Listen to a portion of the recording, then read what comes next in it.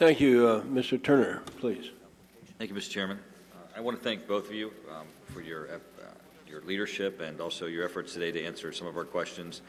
As you can tell in many of the questions, there's issues of concern for the future of the Air Force.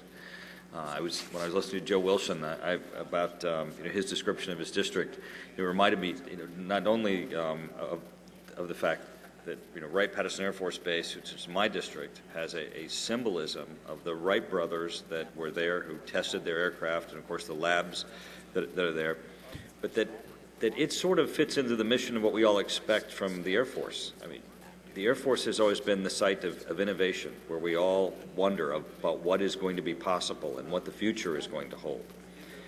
And now today we listen to this budget, and we're all concerned not asking what's possible or where the innovation is going to be, but even whether or not you're going to be able to sustain what we suspect and expect of our Air Force. We're all very concerned about the future of the direction of the Air Force. Now, it's great to hear that you're going to abandon the decreases in personnel that was an effort to, and I believe, cannibalize the personnel funds in order to recapitalize the Air Force. But we're not seeing that recapitalization occur. We're not seeing the increases of spending that would really give us that vision of what is this future Air Force that we're going to have. We see a lot of programs being ended, a lot of planes being retired. Now, in your description, of course, looking to the future, one of the things you look to is acquisition, because you're going to, of course, go through an acquisition process for the future. And that the headline we have is Recapturing Acquisition Excellence.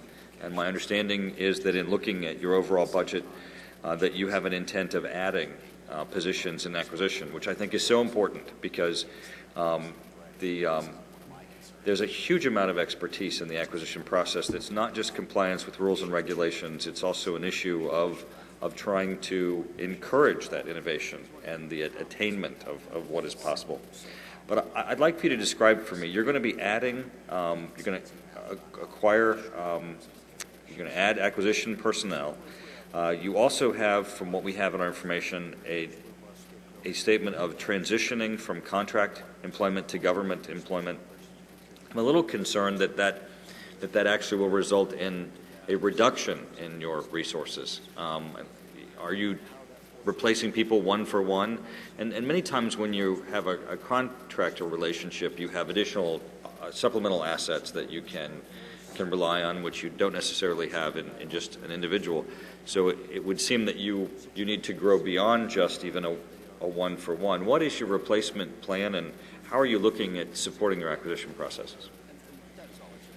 Good question, sir. I do not anticipate that we'll be making conversions on a one-to-one basis. I think we'll be somewhat higher than that. We're kind of working out those details based on funding availability, but we do intend to begin to move the pendulum back toward more organic Air Force civilian, Air Force, in some cases Air Force blue suit capabilities. As you know, and the members of this committee appreciate, over the years, the pendulum had swung the other direction very, very firmly in the 90s toward contracting out more and more activity. And I think there is consensus, certainly in the Department of Defense, and my understanding is there's consensus also in the Congress, that may have gone too far, that we have some organic capability that may have walked out the door that we need to get back in. You need some institutional knowledge. So to improve our institutional knowledge, to improve our oversight of contractor activities, just a variety of in-house capabilities, cost estimating, systems engineering, a lot of important blocking and tackling capabilities that support our acquisition process at its foundation. So we're about building that back up. And now, let's pause for a second. One of the things that I think I heard you said was a recognition, though, that you can't do a one-to-one, that for giving yourself the same level of capacity, you're going to have to, if you're adding government employees, you're going to have to do so at a higher rate than just as a one-to-one. Is it accurate? Because it obviously less than one-to-one. I think it may work out to a little bit less than one-to-one, not higher. So And I wouldn't want to be specific. Each contract here is unique and is on a different schedule. And we're talking about capabilities that run a very, very broad gamut of contracting support. So all the way from base level things up to systems integration for major procurement programs. So, Mr. Chairman, if I could just make one comment, I am concerned that this would be another area where you look at decreasing your workforce and end up having less capability. Thank you, Mr. Chairman.